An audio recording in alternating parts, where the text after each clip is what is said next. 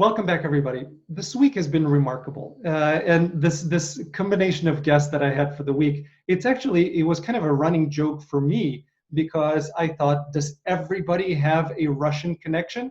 Because the first guest that we had on, she trained in Moscow. The second guest that we had on yesterday, he is of the Russian descent. His mom, his grandmother, grandfather, they're all Russians. I know that today I'm going to have another interview with L.O.V.E.R, who is Russian, and he was born in Russia. And he's famous in Russia. And I was meaning to ask our next guest, Lois Robbins, if she has any Russian connections, because that would just be funny that every guest has a Russian connection. And right before we started taping, and I said something, and Lois said, "Yeah, I'm Russian." I couldn't believe it. This whole week is just awesome. Hi, Alan.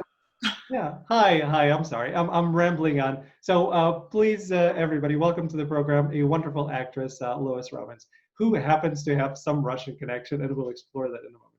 I do. How are you? Nice to see you. Likewise. Thank you so much. So what is this Russian connection that you have? My grandmother was born in Russia, came here when she was a little girl, and my mother's mother, and my father's parents were both born here, but were also from Russian descent. And yeah, so it's very much in my blood. I connect very strongly with all things Russian and all people Russian. And now I'm going to have, my son just got engaged, and his future wife her father is Russian, born in Russia and came here when he was 17. Wow. Well, that's similar to my story. I was born in Ukraine, although technically I was born in the Soviet Union, so that country no longer exists. So yeah, when I came here, I was 14, and then before people were calling me Russians, then people started calling me Ukrainians. Right. It's semantics to me at that time. Now it's not semantics at all. Okay, well, we got that out of the way. I'm glad the whole week has a connection throughout, but the connection that was actually more interesting to me and hopefully to the viewers as well, because it's not about Russia here. It's that every guest that we have, if I could draw kind of a line that connects all of you, it's about authenticity, and it's about vulnerability, and it's about being yourself and making those hard choices because they reflect who you are as opposed to what you're supposed to be doing or showing the outward expression of what people expect of you. Right. And I found that fascinating. Your career started in the 80s, which we'll talk about at length in a few minutes. I wasn't here. I came in 89, so I kind of missed all of that.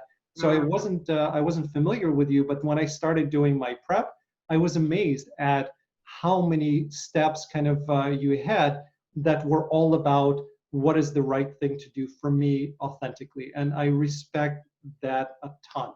And I really want to dig into that. Okay, so it's funny that you mentioned the word authenticity because it has come to me, honestly, quite late in life. Why is I'm dinging here?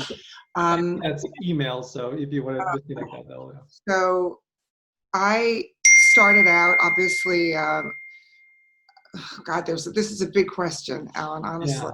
Yeah. I was raised, frankly, with an enormous amount of privilege, and knew I wanted to be an actor from the time I was 5 years old. Yep.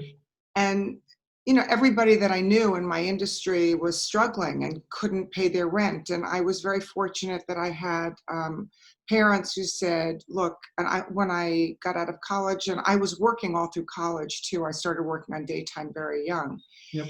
And my parents had said to me, I don't want you getting a waitress job, because I was going to get a waitress job like all my friends. Yeah. And my dad said, just work really hard. Work really hard at your craft, do what you need to do, and we'll pay your rent until you can pay your own rent.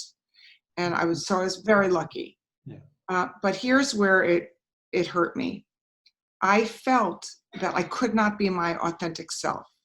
I thought that if people knew that I wasn't struggling, that they wouldn't give me the job, that they didn't think I deserved the job. And so for a long time, I sort of hid where I came from, who I was. So I wasn't walking into rooms being my most authentic self. I became my most authentic self in the last few years when I wrote a play Yep. that was done at the Signature Theater, Mhm. which I'm sure maybe that was in your questions later. And I can pause now and not go through that, but I will tell you that in the writing, Mhm. I became my most authentic self. I agree, and we absolutely will cover L.O.V.E.R, which is your wonderful play. But I'll challenge you on this a little bit because I think your authenticity came a lot earlier than that. Because and we'll kind of get to that moment, but when the 80s stopped and you had to make a choice, you made that choice, and that choice was all about you deciding that being a mother and taking care of your children Yes. was more important than your career. That is all about authenticity. So I think you were there much earlier, but I agree with you that kind of that exploration and things came last couple of years when you were writing that play, which we definitely want to talk about. Yeah, no, I think there is some truth definitely to that. I did not want to miss the opportunity to be a mother. And when I look back, I think of quite a few of my friends who decided to, stay the course with work Yeah. and missed the boat and never had kids or ended up, having to adopt later in life, which is wonderful. I mean, any way that you can become a parent, as I say, go for it. But I knew that that was definitely something. I'm the youngest in my family, and my sisters were all married with kids, and my parents had a wonderful marriage. And I just knew that that was not something that I wanted to, not have in my life. So that, yes, there's no question. I did make that authentic choice. Yeah, it just again, it's a courageous one because you were really successful. You were in demand, and then you decided to put it on pause because you did something that was more important to you. I commend you for that. That's not a choice that many people would have the guts to make.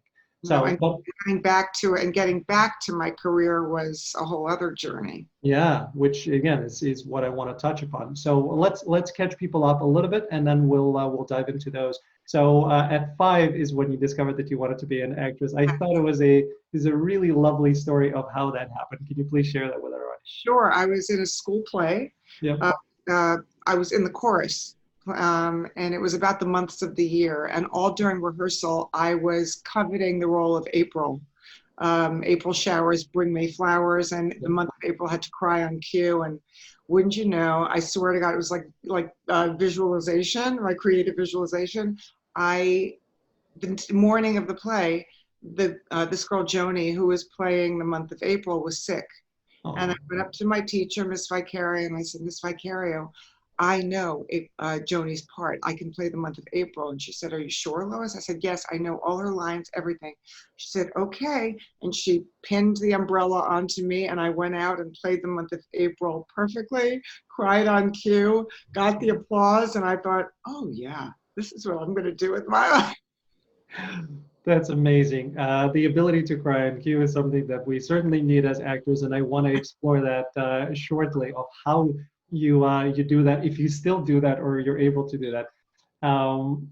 But you didn't kind of start out being a child actress because, and I had Adam Glass on yesterday, and we were talking about this. His daughter is an actress, and I think your parents did what he was doing with his daughter, which is to say, hey, we support you fully, but until you're an adult, you're not going to be a pro at this. We're not going to. My parents said that until I was old enough to get myself to the city for auditions, Okay.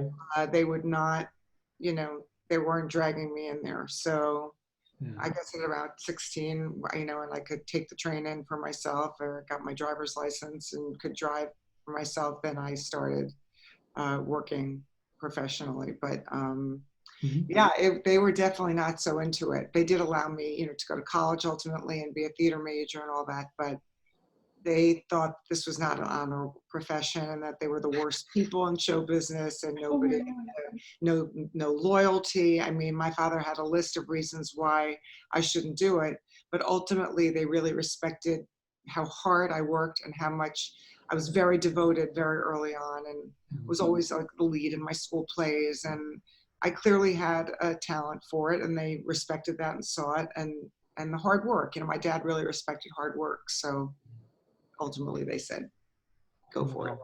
Well, Yeah. there's a lot of stuff to unpack there, but yeah, in terms of your parents, did they learn that kind of their outside perspective of what the industry is like is not necessarily what it is on the inside? There's definitely parts of it that are like that, but as you got into it, were you able to kind of expand their horizons with the good things about it? The only thing I can say is what they respected when they saw me working, they were always very proud, but I can't disagree with them. I think there are some pretty disloyal people in show business. Absolutely. Yeah.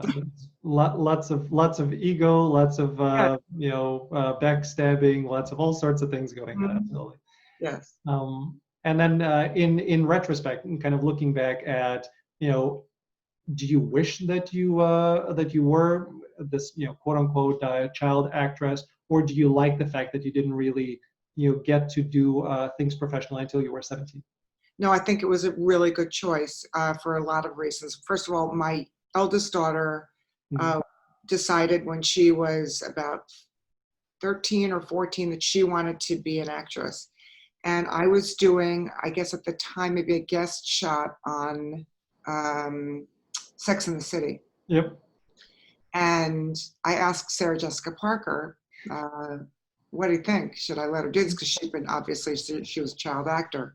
She Yep. said, only theater. Just let her do theater, because theater gives you a work ethic that film and television don't give child actors. It's too much pampering and too much attention. So they really have to, learn what the business of acting is in theater. In Mhm. any case, I let my daughter audition for the then revival of The Sound of Music with Rebecca Luker when she Mhm. was playing Maria. And my daughter made it through 8 trials, down to the finals, and she was down to the 5 finalists for, I think, the role of Marta. Okay. She didn't get it. And then she was called back for the first national tour several times, didn't get it. She got into the car after that last audition, burst into tears, and just said, "Mom, this is horrible. I'm never doing this again." And at that moment, I understood why my parents did not allow me to do it, because it's not just about learning that you don't always win. I Mhm. think for young women, especially, it's so bad for just for your spirit, for your soul, never feeling like you're good enough. That was one example I'm giving you of things that didn't work out in her favor, but that was ultimately the reason why she decided it wasn't for her. And I really felt for my parents. Of course, they wouldn't have wanted me to go through this. Talk about hard knocks. I mean, that is like when you're developing who you are as a person, to be told you're not good enough over and over and over again. NG, not a great thing for a kid. And so I'm really happy that they didn't allow me to. And I'm very sorry that I put my daughter through that. I mean, ultimately she wanted to, and so I let her do what my parents didn't allow me to. But I was really happy when she said enough is enough. Okay. Yeah, it's her decision, and that ultimately I think will help her because she will not feel later in life that she never got her chance. Exactly. And that's where I came in, because I dreamed of being an actor when I was a kid. Then we immigrated, and I never, kind of pursued it until later. And I always wanted to come back to it, and I felt deprived in a way of the opportunity to do something that I thought I was good at. And then I gave myself that opportunity. So when my daughter said that she wants to act, I said, okay, yeah, she was 14, I think, at that time. I said, that's fine. Let's get you an agent. If it's going to happen organically, I'm all for it. But I need to see from you that this is what you want to do. It's not just it's a little thing that I want to play with. Right. If I see that the person, like you were talking about, that there's that dedication, hard work, and this is yours, I'm fully into support it. If there's not, then let's do something else, because unless you want to do this and you can't not do this because this is air for you, you shouldn't be doing Right. it.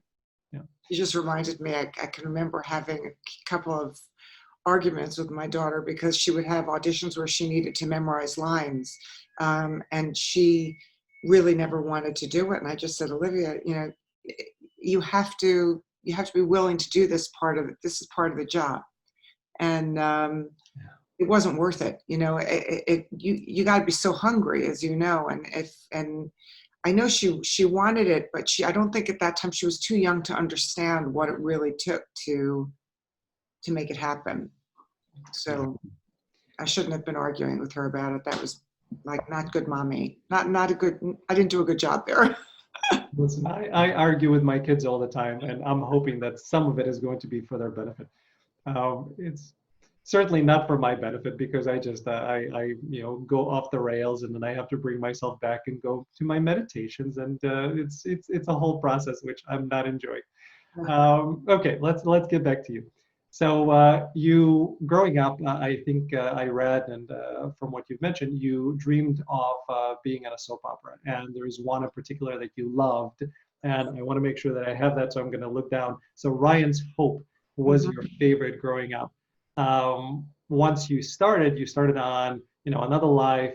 Then you did an episode of Falcon Crest, which I had a wonderful conversation with William R. Moses. So that was his kind of introduction to acting. Right. Then you did One Life to Live, and then you get to Ryan's Hope.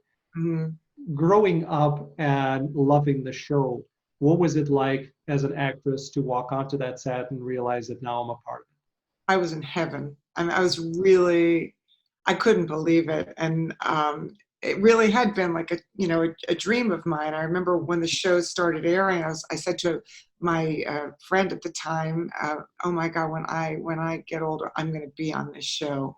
I really saw it. I don't know why. I really do believe, I've mentioned it now twice, creative visualization is a huge thing. And I just imagined myself there, and it almost felt like, oh yeah, I was supposed to be here. That's how I felt at the time. Of course, I was in awe of all those actors. I mean, come on, Bernie Barrow and Helen Gallagher and Nancy Addison, who became a very dear friend, who sadly passed away, and Eileen Kristen, Yasmin Bleeth. I mean, all these amazing people that I was working with. It was thrilling, really thrilling. And Malcolm Broom, loved working with Malcolm. Yeah. Yeah. What was it like from an acting perspective to act with those people that you've grown to love all of these years? Were you able to kind of snap in, or it was just it took an adjustment for you to really ground yourself in it? No, I think by that point I had already had enough experience on daytime to just feel like I belonged there. And I think whether or not that was me talking myself into, as I think a lot of actors do, you have to believe that you belong there. Otherwise, you could make yourself very nervous. I remembered a story a couple of days ago. I was doing an interview, and I remember when Imogene Coca was a guest on Ryan's Hope. And this was amazing to me, because this woman was a legend. And her scenes were with me. And she said to me, am I okay? Am I doing okay? And I said, Miss Coca, you're asking me if you're okay? I'm scared to be working with you. You're a legend, for goodness sake. I mean, am I okay? And that was a real lesson for me also, that, it doesn't matter how far we've come or how much work we have under our belt.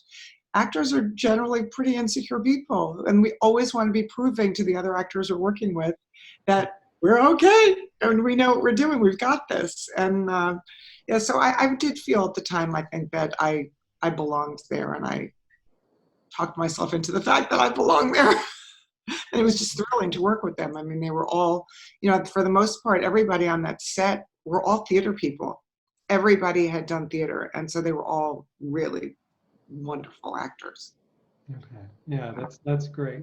Let's talk about creative visualization and law of attraction and other things that some people believe in, some people don't. But I remember myself as a kid. I was, again, this is back in Ukraine. I was on a bus. I think maybe I was 4 or 5 years old. I don't remember exactly. I was on a bus, and the bus was going through the center of the city, and then this kind of scene opened up where there's this beautiful stadium, and I said, "Yep, I'm gonna be there." I didn't know what it was called. I didn't know anything about it. I just knew that I was going to be there. And then lo and behold, a number of years later, a coach came in and said, "Hey, a kid who wants to do some fencing." I said, "Yeah, let's do fencing. I love fencing. I grew up watching Three Musketeers, and Alexander Dumas was one of my favorite books to read." And where was that? It was at that stadium. So I've noticed, and I kind of made a mental note to myself at that point of, ooh, okay, I see it. I decide I'm going to do it, and it's going to happen. And then over and over, it's happened in my life. And for the most part, it's clockwork. Right. You set an intention, and it happens. So knock on wood. That's what my life has been like. Seems like you found some similarities for yourself as well. Absolutely. Yeah. I mean, I even, oddly enough, this is having a daughter. I am the youngest of four girls. All my sisters had girls first. My husband was the middle of three boys, and all of his brothers had sons. And my husband had a son from a previous marriage. And he said to me, "Look, if we get married, you just need to know that you won't have girls. We don't make girls in our family." And I said, "You don't understand. Yeah. Having a girl first. I've always known I was going to have a girl first, and you will have a daughter." And I just knew it. And sure enough, there she was. And my husband couldn't believe it. I do have a cousin who told me that while men think that they determine the sex, he's an obstetrician, my cousin. He said it is not entirely up to the man. A lot of it has to do with the woman's environment, how the sperm swim. Yeah, interesting. Yeah. Little deviation from our acting conversation. But acting is life. Acting is reflection of self. Acting is finding others in the role and being able to to be grounded in that moment. So for me, spirituality is a huge part of my acting. I know other actors, and my God, his name keeps escaping me. He's one of the greatest actors, Jeremy Irons, one of the greatest actors of our and past generation. He said that the way that he's acting is he's basing it on chakra. Where is my energy, and at what chakra is that character? Is he at the base chakra? Is he at the crown chakra? Where is he? And then he finds kind of that character and the flow and the energy in it. I'm all about that. So to me, it's all acting. Right, you're right. I mean, I did a meditation and yoga retreat with Deepak Chopra several years ago. I keep a chart in my room of the chakras, this beautiful chart that I got at that. So I'm all about it too. Very cool. So actors out there, start practicing, law of attraction, start practicing, creative visualization. Hey, all of us get rejection all the time anyway. Why not use something else that may help you along the path? Okay.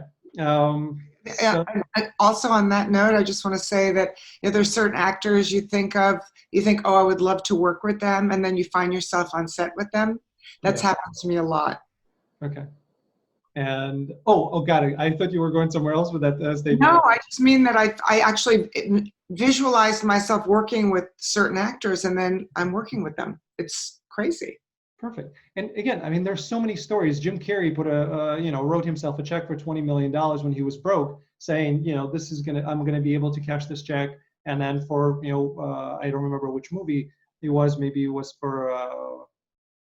Actually, I'm not gonna say it because I don't remember which exact movie, but he made that 20 million. So it's all about, not all about, but a big part of it is setting that intention, sending it out into the universe, and continuing to work hard to get there.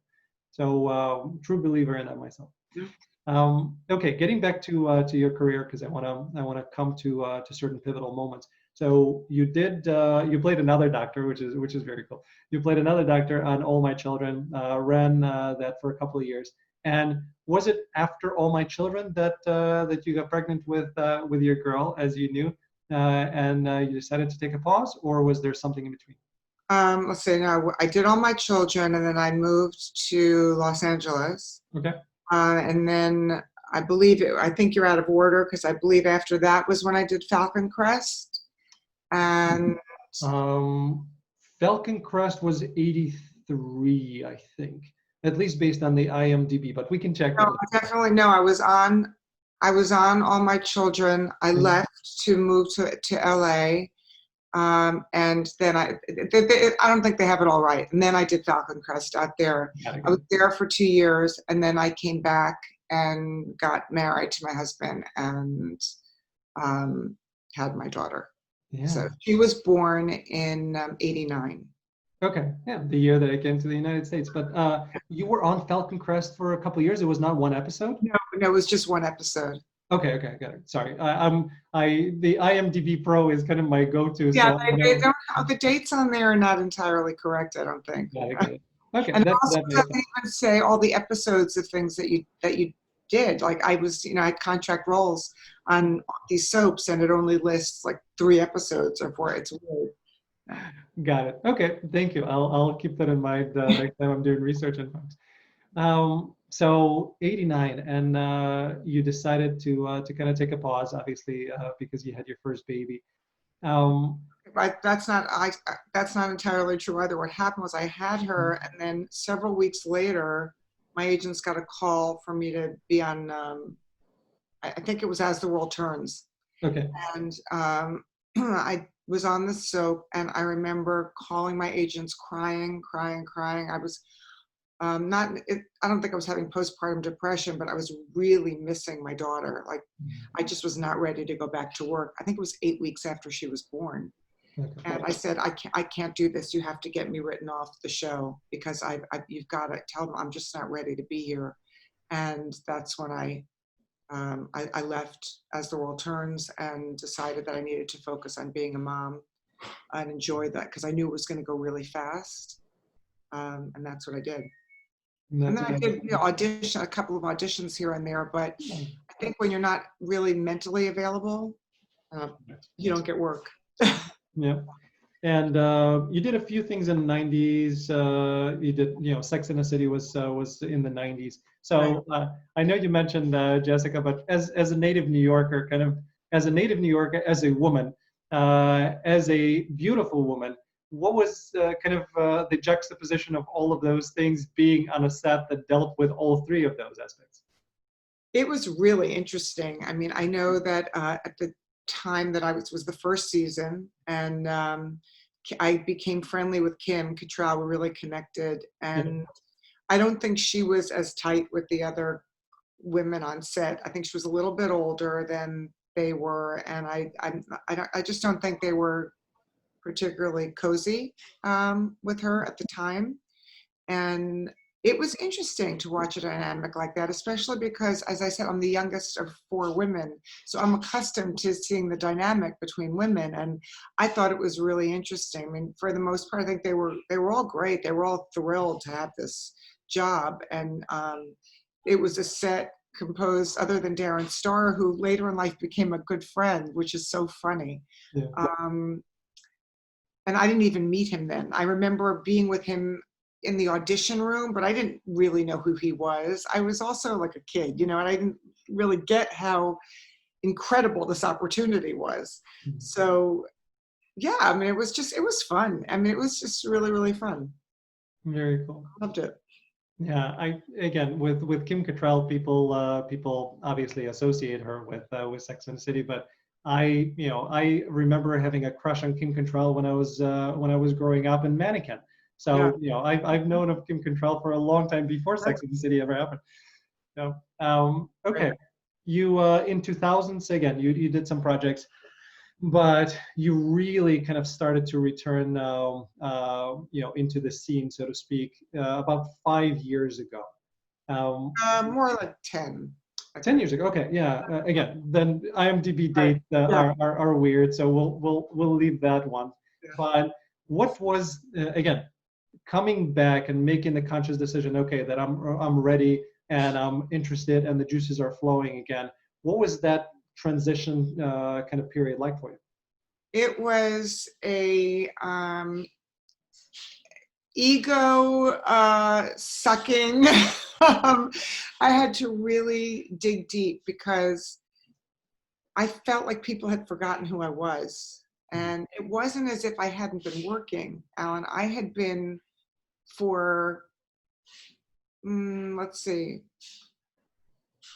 the last 15 years or so, I because the television work dried up. I had had these kids, and I was been raising my kids, and I said to my husband, look, I was here for you while you were building your business, Yeah. and now tag, you're it. The only way that I'm going to get back my career is if I do theater, and the only way I'm going to get to do theater is if I go out of town. So I picked periods of time when, oh my God, if I tell you the things that I did, I mean, I went back to, they're called Actors Access, not Actors Access, one of these audition places where you go and you meet, I forget what it's called, where you meet casting directors and agents and managers, something that like kids in their, 16 to 25 are doing. And I went back to this place, and I started reconnecting, and I'm paying, to sit with casting people who knew me. And several of them said to me, Lois, what the hell are you doing here? You don't need to be here. But I did get a new manager that way. And I got the ball rolling, and I really sucked it up. And I just thought, you know what? Even if I have to pay at this juncture, these people need to know that I'm alive and that I'm back. Like, I need to work.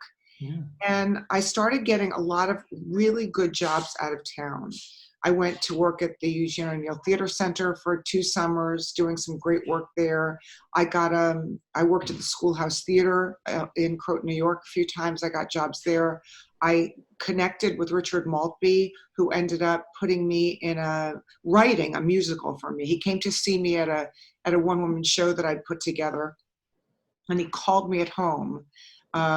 This was when my youngest daughter was in nursery school. So I'm telling you this because it wasn't really the last 5 years. I've been working my tail off probably for the last 20 years, but out of town. So people didn't know like what I was doing, but I was laying the foundation to get myself back where I felt I deserved to be.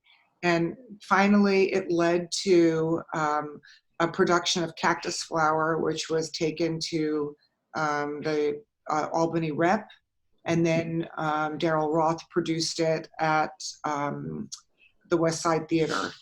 And that was sort of the beginning of people saying, oh, wow, Lois, the show did not get a good review, but I got an awesome review in the New York Times, and things started to change. I got a great new agent, and everything shifted for me. And then all of a sudden I started getting back into television and film. But when I tell you I worked my butt off, I really worked hard. I missed time with my children to do it, because I worked at the Rubicon Theater in Ventura doing the Maltby musical. I did it in Buffalo at Studio Arena Theater. The Roundabout did it in their Black Box. But it had many incarnations, that show, and it was with Brian Sutherland, and Michael Bush directed it. He also directed Cactus Flower. So I created these relationships that, that's what it is. It's a business about relationships, and I really worked hard. So that's when things started back again for me. Great for you, because it's again, we as people, it's hard to take an objective look at yourself and where you are at any point. B is to actually do something about it. Right. And I'm so happy that you did, because you got your career back, and you're doing more and more wonderful things that we'll touch upon in a few minutes. Good for you. Good for you. And it should be a lesson to everybody who's watching, that it doesn't matter, what you have done before, or where you have been, or what you have accomplished. You constantly need to continue reinventing yourself. You have to work hard at this business. It does not work any other way. I mean, work begets work, and you have to create work for yourself. If the work isn't coming, people have to know that you're tenacious. Agents and managers don't want to be working with people who they feel aren't working hard themselves. Yeah, absolutely. So we're working our way up to L.O.V.E.R. We're almost there, but few steps along the way. I think chronologically these will be correct. Please correct me if I'm not. So you did in 2015. You did Ithaca, which was Meg Ryan's directorial debut. What was it like to have Meg directing you? That's It was amazing. From the very first meeting with her to being on set with her, she was really an actor's actor, and because she's has the body of work behind her that she has, I think she was an incredible director. She knew how to talk to the actors on set. She was very private with us. She would come and speak quietly into your ear and tell you if she wanted to she wanted you to make an adjustment, and very respectful. Yeah, she was great. that's Kudos to wonderful. her. I'm sorry that the film did not do better, because it was a beautifully shot film and an amazing cast, and I thought she did a gorgeous job. That's wonderful. Glad to hear that. Thank you. When I read that it was her directorial debut, I had kind of a double take because I remember hearing about something being her first, and I remember French Kiss being one of those. But French Kiss was her first production, project. It was Oh, not directorial debut. So, loved the movie. yeah, French Kiss. Again, her, Kevin Kline. It's just it's all amazing. Okay, you did Blowtorch in 2016 with again one of my favorite actors, Armand Assante. Um, in working, and again, Armand is just one of the examples of the incredible number of actors that you've worked with. What, as an actress yourself, what do you pick up from their approaches that you're able to utilize later? That was an incredible cast all the way around. Armand Yeah. Assante, Paul Ben Victor, who is an extraordinary actor, and Billy Baldwin was a dream to work with. Jared Abrahamson, who's on a series now, and Jack Falahi. I mean, these were really, and that was Jack's, first big film role, and his career skyrocketed after that. It was an incredible group of people. Of course, working, as you said, with Armand Assante, it was a dream. I couldn't believe that I was, on set with him. But again, I feel like things happen in your career, I think, when they're meant to happen. And I was ready for that role. I mean, it was an extraordinary opportunity for me. It was a role that I would generally not be cast in, a very blue-collar character. I really had to dig deep to work on that. I took a waitress job in Brooklyn to prepare for it because, as I told you, my dad would not let me waitress, but I thought this character is a waitress and I need to know what that's like. So I did that in preparation. So I walked onto that set fully knowing who my character was and excited to, dig my heels in with all those actors. And it was a brutal, I think it was either an 18 or a 21-day shoot. Oh, Kathy Najimy also, who I loved working with. I mean, she was amazing. I love Kathy. But I felt like, again, that I belonged there with them because I'm a really hard worker. And I do, all my preparation before. I never walk on set without knowing exactly what I'm supposed to be doing, and always amenable to shifting and, taking direction and, seeing what the other actors are giving me so that, I'm Meisner trained. So I love to work off of other people, and these were amazing people to be able to work off of. Yeah, and that's again when I look at Armand Assante's work, it seems like he's doing a lot of Meisner because he's very available. He's always there. And again, I'm not looking into your eyes right now. I'm looking into the camera, but he's there. And I thought that there's definitely some Meisner there. I'm glad that you're the same way. Yeah, I think a lot of film actors. It's a great way to be trained because it's so focused, and and a lot has to be going on internally. Yeah, you need to be able to work off of other people. But that was an extraordinary experience. Thank you for bringing it up. Yeah, of course. Listen, you have so many projects. We can spend the next 2 hours just talking about all those projects, but we'll move on. I want to talk about your play. So you started writing. I think you said it took kind of about 4 years to write. You started writing things. You started writing a book. And then you had a chance encounter, getting back to our spirituality. You had a Yes. chance encounter with a psychic who said, "Hey, actually, I'll let you tell that story." So what? Great story. So I started writing a book, and my husband and I were going to spend the month of August in Malibu, and I thought, oh, this will be great. I'll get a lot of writing done here.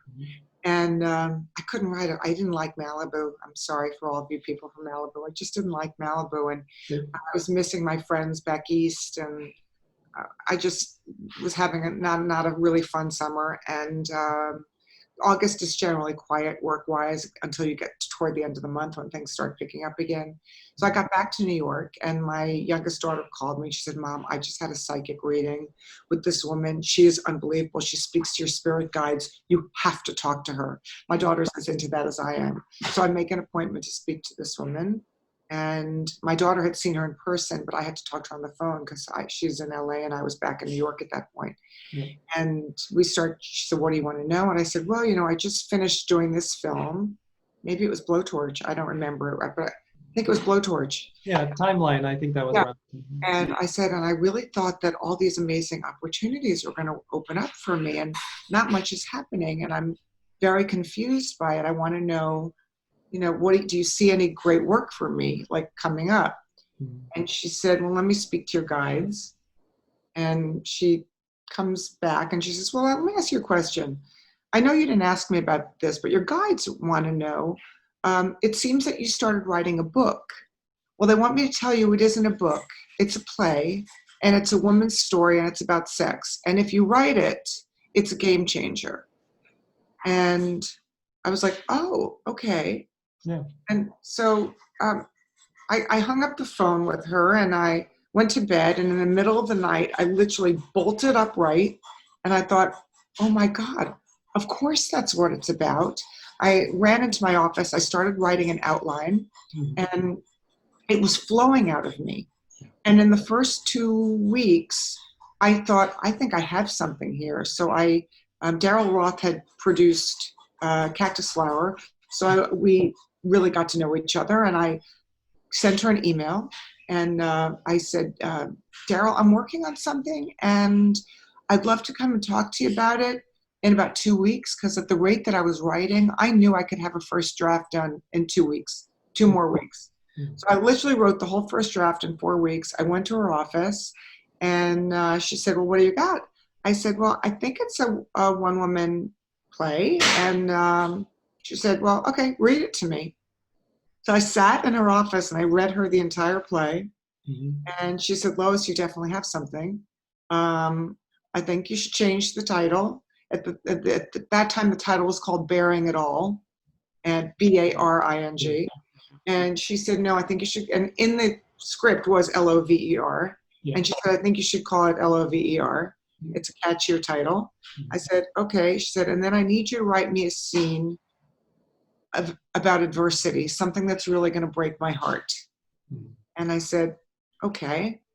And I went home, and I was taking a trip to Phoenix, Arizona, and on the plane, I wrote the scene about adversity on my iPad, which was a scene about breast cancer. And I get to Phoenix, and I go to my iPad to rewrite and proof what I had written, and it was completely gone. But I remembered, I couldn't believe it. I thought, talk about adversity. I've just written this brilliant, brilliant scene, and now it's gone.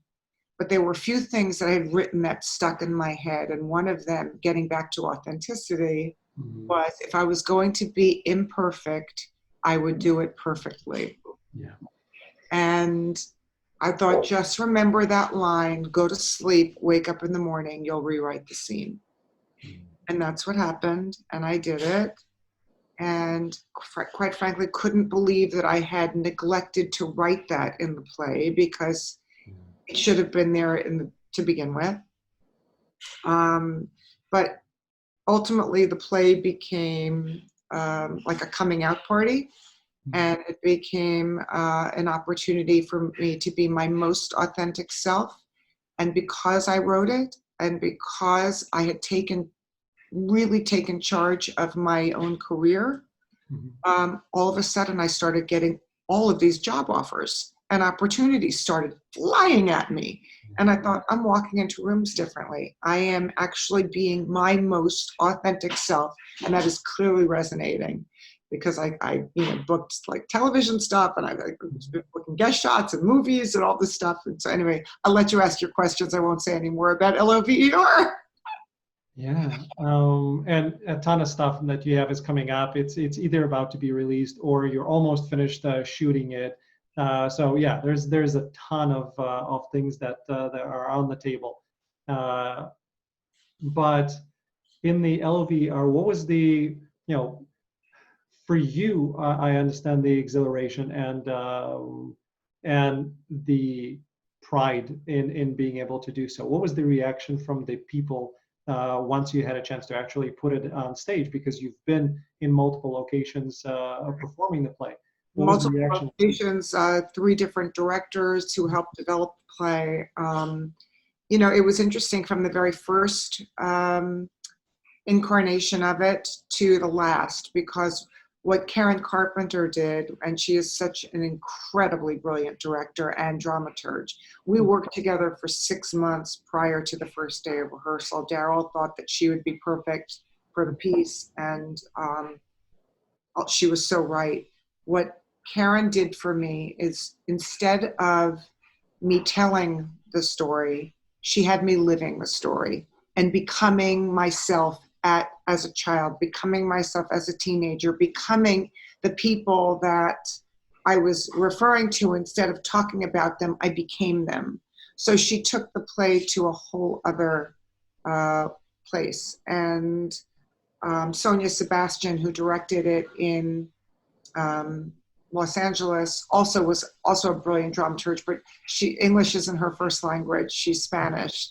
And so there was a little bit of that, it's a little bit harder in terms of the comedy and all that, but I love Sonia to pieces. She's fantastic. She actually hired me to do a film that was in the middle of shooting, and then COVID happened, and hopefully it'll finish up. But anyway, but so all these people helped to develop the piece, and the reaction to people that know me, some people were a little bit judgy about the fact that I would share all of this personal information, all about my love life or whatever. They didn't quite understand why I would want to do that. There were some people that just, my kids, which for me was the most important element, were so incredibly proud. My husband, so incredibly proud that I could write it, that I did write it, that I put myself out there like that to be that vulnerable. People that I didn't know would come up to me after the show and just say, thank you so much for writing this. You just told my wife's story. You just told my story. You just told my sister's story. Just thank you. I got a lot of thank yous. And that for me was so gratifying. I feel like I really helped a lot of people. That's so incredible. What people miss is that when we become vulnerable, there is enormous strength in vulnerability. You find yourself. You become a lot more accessible to yourself, and you become a lot less interested in others' judgments or opinions. And it's a very different process. People realize that you're being vulnerable. They want to get to know you, and those judgments kind of fall by the wayside. It's contrary to thinking for some people, but again, what a great thing that you've done. I really, really respect it. Thank you. Yeah, it felt good. It was very liberating, and it was very raw. But ultimately, the payoff has been tremendous. Excellent. And again, just it's a little bit tongue in cheek, but is there anything that your kid's like, oh, okay, Mom, that's a little too much information that I wanted to know about you? Yeah. Actually, my son, who's just the sweetest human, gave me a card for my birthday that said, how proud he was of me that I had written this and performed it and everything. And he said, I may know more about you than I should, but I couldn't be more proud. That's awesome. Jack Quaid, by the way, who you had a chance to work with. Jack Quaid saw, Meg's scene. He saw it as an adult, and he's like, "Okay, Mom, I'm very proud of you. I'm very proud of what you did in that scene." And of course, we're talking about When Harry Met Sally. If Right. you haven't seen that scene, I Oh, don't know what yes. rock you've been living Oh, on. oh, yes. So that's awesome. Okay, um, moving on. Moving on. Uh, Acting approach, because when you were just describing what you did in L.O.V.E.R. And by the way, we say that because it's not lover, it's an acronym, and each letter stands for something, and we're not going to ruin it. You have to see it to play. Um, when you did it, you had to be different characters, and you had to be different characters in different age ranges. And you were the one that wrote the play. So even though you know the words, there were a lot of things that you had to play with. How easy or difficult was it from an acting perspective? For me, rehearsal is everything, and I'm an actor that really loves to rehearse, like to a degree that if they tell me, well, we're going to do 4 hours today, I'm begging for six.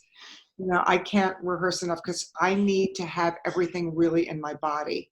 Mhm. And especially when you're playing, a little girl, or I'm playing my mother, or I'm playing my father, or I'm playing my two best friends who had very different personalities.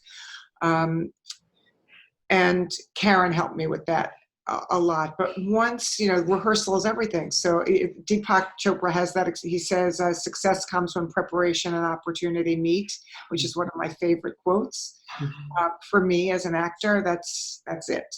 And once I did the rehearsal and once it was in my body, I felt like I could go out there every night and just have fun and explore. And every night it was a little bit different because the audience is always different. But ultimately, those people were there. Listen, I've known these people my whole life, and they're a part of me. So it was very fun finding them, and it was more about a gesture or something I did with my voice. Could be very simple. And I realized after I saw what was the two-man show that was done at the Public Theater that oh gosh, love him, and he has a sister who's also an actress. He's very Um, well, the man who has a sister who's also an actress is John Cusack and Joan Cusack, but I'm not no, really. no, no, not them. Oh god, he was in Brokeback Mountain. Oh, yes, Jake yes. Gyllenhaal. Jake Gyllenhaal. Yep, yep, Gyllenhaal absolutely. did the two-man show. He just does the first act, and I forget who the wonderful actor is who did the second act, or maybe Jake does the second act. In any case, while I was preparing for L.O.V.E.R, I went to see that, and I realized how little you have to do in order to have the audience believe that you are another character. It's the slightest gesture, but it's all about the internal monologue, what's going on inside. So that was very helpful to me to see, to watch. But anyway, I think I answered your question. Yeah. It was just in the preparation. That's great. And that, again, kind of rolling into your specific acting approach. I know theater is, there are some similarities, obviously, between the acting in theater and acting on camera. But, what have you found over the years that works best for you aside from preparation? Relaxation. I always do a relaxation. Generally, it's a meditation, a guided meditation. Music is very helpful to me to get me. I always have for every different film or theater piece that I'm doing. I always have music that is my prep music that puts me in the frame of mind of that character. What music would that character listen to? And yeah, and just the relaxation preparation, which is very important to me. I do a breathing exercises, and then Larry Moss, who I've studied with, who wrote the book The Actor Prepares. Is that it? Actor Prepares, I think, is Stanislavski. No, not The Actor Prepares. The aspects of. Why do I always forget the name of Larry's book? It's the only book he's written, but everybody look it up. And if you're an actor, you must read Larry Moss's book. He gives you 50 questions to answer. And the very first question is, what was your birth like? And when I first started studying with Larry, I thought, what does he mean? What is my birth like? And then I thought about each of my children. Yeah. And the way that each of my kids came into this world is honestly so similar to what their personalities are in life. So I thought that is so relevant. Anyway, I go through the questions and I really make a history for my character. And I go through the script and, I discover what do other people and the other characters say about my character. I need to know who I am, where I came from. I make up a history. If it's not in the text, I make it up. And then I let it all go. I have it there and I let it go. And then I work, the way I was trained with Meisner, working off of the other actor, but all that other stuff is in there. So it just allows me to play. And that's fun. Yeah, perfect. Thank you for sharing. I did not use music. I'm definitely need to start using music because I use it in everyday life. And again, it's all about energy. So Right. why not use music to get to the right energy and to stay there? Thank you. That's my takeaway. I'm going to do immediately Oh, after. good. Okay. One other thing that I've heard you say in some interviews, and we're definitely not mentioning any of the actors' names, but the idea of it fascinated me because I've never heard it before, with one exception. With Marlon Brando, we can mention. Towards the end of his career, he couldn't really memorize lines anymore, so he had it fed through an earpiece. But what I heard you say is that a number of actors that you work with don't memorize lines, and Not a number. huh? Not a number of actors. It's only one. Oh, okay. If it's one, then it makes sense. But I thought it was multiple actors that do that, and that blew my mind because I've never heard that before. Yeah. Okay. No, I can only. Well, actually, that was. It's not a number of actors, but that was the most surprising. Okay, got it. So we're not going to name the actor, but what's the story there? The story was that I think that particular actor does an enormous amount of films, goes literally from one film to the next, and probably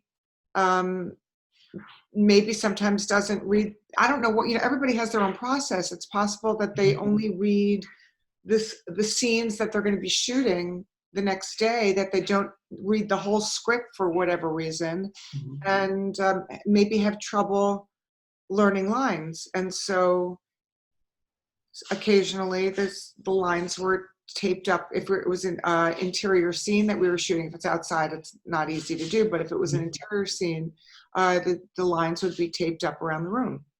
And it, I don't think it affected their performance at all, but it was just really surprising. And I guess because for me, I can't walk onto a set or into a rehearsal room if I'm told that we want you to have your lines down by whatever, or I need you to learn this material by, I'm like, it's happening. I feel like that's what I'm getting paid for. That's my job. That's one of the biggest jobs of an actor, is to learn your lines. And if they want you to improvise, even better, because you can improvise a whole lot better if you really know the material. Yeah. If you know the through line, right? But to not know your lines is kind of shocking. It's also, I think it makes it more difficult for the actors you're working with. So, but I appreciate your not asking me to mention who. No, it's that part is irrelevant. It's a area that I've never seen before on set. I haven't heard anybody talk about it aside from, again, Marlon Brando when he got older, which makes sense. Right. So to me, it was something that's worth sharing with the rest of the audience, because they may run into that. And then how do you approach it? And how do you play with all that? So that was interesting. And again, going kind of from theater to screen, you love rehearsal. You have a lot more rehearsal on stage than you have on screen. On screen, you barely have any rehearsal, and you shoot out of sequence. Do you rehearse just on your own? What have you found that works there? No, I generally work with a coach. Okay.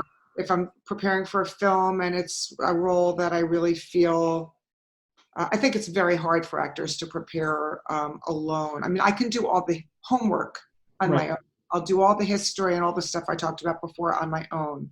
But then I always feel like another pair of eyes on it, because I could be going in a completely wrong direction. And the other thing I always want to make sure that I can do for my director when I get on set is to be able to make any sort of adjustments they want me to make, when I need to make them. And I think the only way you can do that is to really be prepared. Again, so if I'll work with my coach, Bob McAndrew, who I've been working with for years, and I adore him. And he'll give me different adjustments. He'll say, try it this way, try it this way. What do you think if you entered the room like that? Or what happened right before this moment? Or think of it as if, as if is a thing. For those of you that don't know what an as if is, it could be, the scene could be about your dog just died, but maybe you've never had a pet and you don't know what it would be like to lose a dog. So think about a different type of loss. It's as if you lost whatever, right?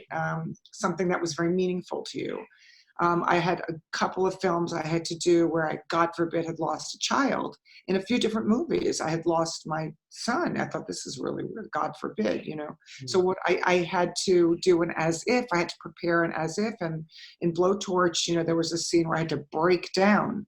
And I worked like that on that like crazy at home with, photographs of my children and, what that would be like, if God forbid. I mean, it was, and so, but you need to prepare ahead of time because they don't have a lot of time to shoot it.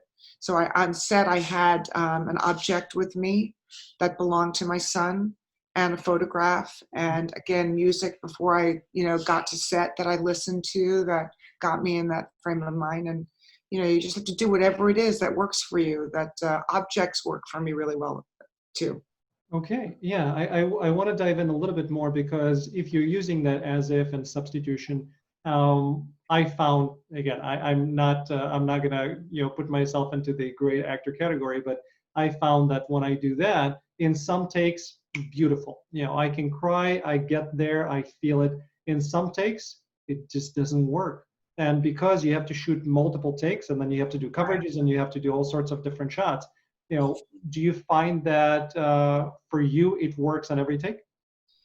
Generally it does, but I'm very, very private on set. If I'm doing a scene like that, I'm very, I have a lot of camaraderie with people I'm working with, but if I have a scene like that, I just let everybody know, you're gonna have to forgive me until we're done.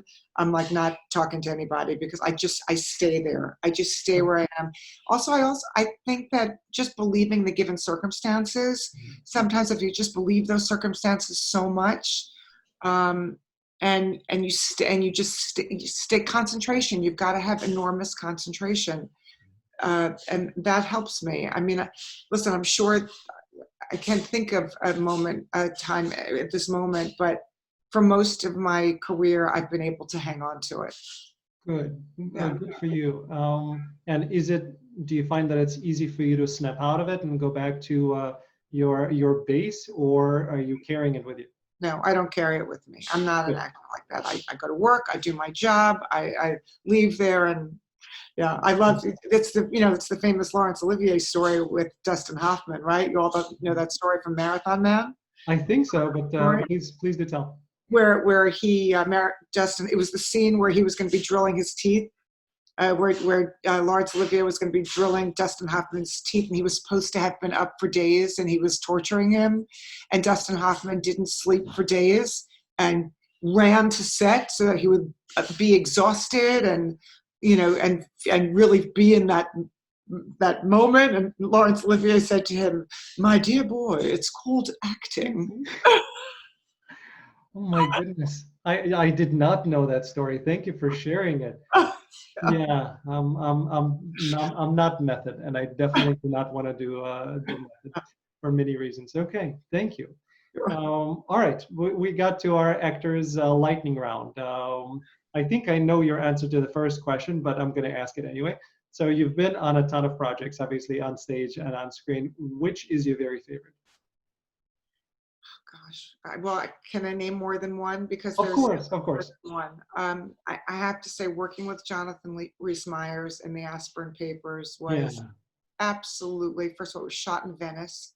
I Yeah. spent 2 weeks in Venice. It was a dream working with all those people. It just, I'll never have another experience like that again that I could think of. It was extraordinary. And he was absolutely a love to work with, very giving.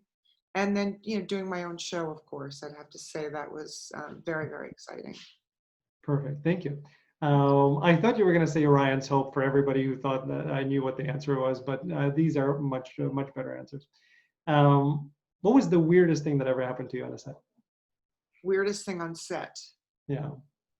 Oh, this is fun. Okay. When I was working on Ryan's Hope, and Ash Adams and I had a scene where he had to kiss me, and he stuck his tongue down my throat. And at that time, you just don't do that. And John Hardy, the producer, came down on set, like he never came down from the control booth, down on set, stormed over to Ash Adams and screamed at him, "Don't you ever do that to any one of my actors ever again. How dare you?" And he really let him have it. I was like, whoa, that was really wild. I couldn't believe it. I mean, I wasn't thrilled that he did that at that time, but yeah, he did. And that happened.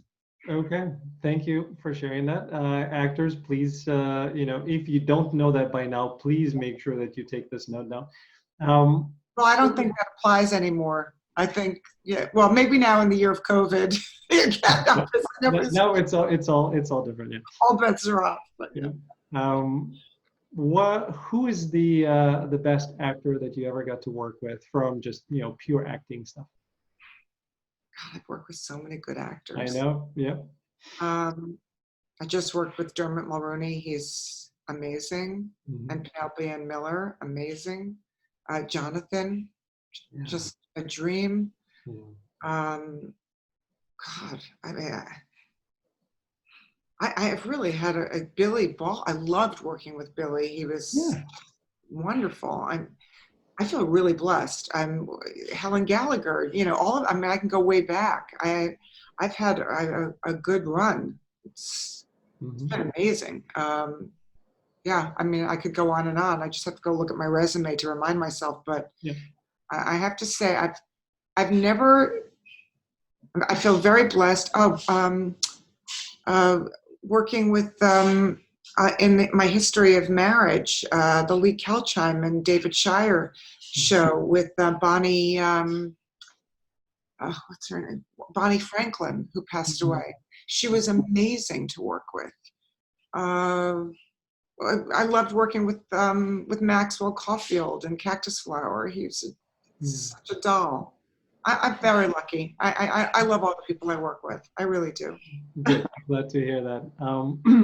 Which series or a film out there today that you wished you were in? Pretty much all of them. Okay. Okay, series. I would definitely say wish I could have been in the Game of Thrones. Okay. I absolutely loved Game of Thrones. I lived for watching that. I think that was brilliantly done. Which film? Recently, I guess any of the films that Sandra Bullock has done, I would have loved to have done. Any of the films that Reese Witherspoon has done, any of the films. I love comedy. I don't get to do comedy enough. Julia Roberts, any of those movies, just name them all. I would have killed to have done any of those films. I got you. Yeah, that's fair. What's one thing most people do not know about you? How funny I am. I don't think I really had an opportunity other than with the play to show the comic side. I get cast a lot as intelligent women and career women, and I don't think that my comedy has yet to be seen, but it will be. It will be. Absolutely. I also do accents really well, and when Shepherd comes out and I play a German woman in Shepherd, people will see that I'm quite good at that. Yeah, I saw a clip. It's in your demo reel. I saw it, and it's very good. Thank you. Yeah. Thank you. If you could change one thing about yourself, what would that be? Oh, wait, Alan, I just have to tell you, that I do these interviews on Fridays called Lessons with Lois. Yeah. And that's my question that I ask at the end of every interview. I always ask, if there's one thing I haven't done yet, what would it be? Okay. So that's what you just asked me. Well, does it have to be something in my career? Could it be? Doesn't have to be. Okay, I would like to climb Machu Picchu, and I would like to skydive. Okay. Two things that I'm terrified of doing, but I want to do. Yeah. Put me on that list as well. Skydiving is something I'm terrified of doing. Terrified. Okay.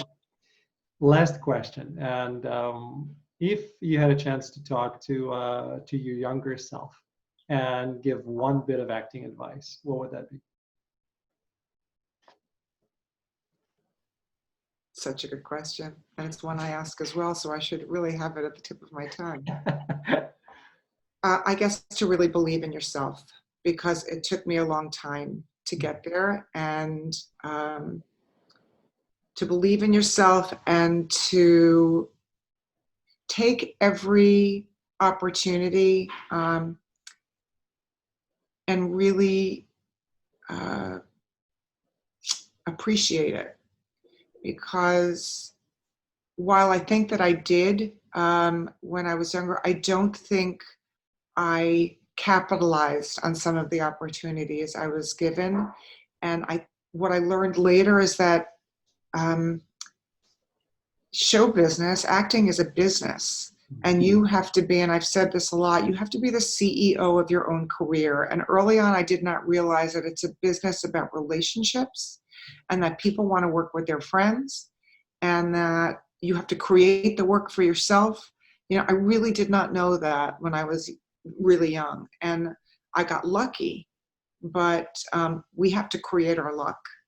So I would just say, I would have believed in myself more. I would have taken advantage of some of, in a better way, of the opportunities that I had been given. And I would have created more work for myself early on. Perfect.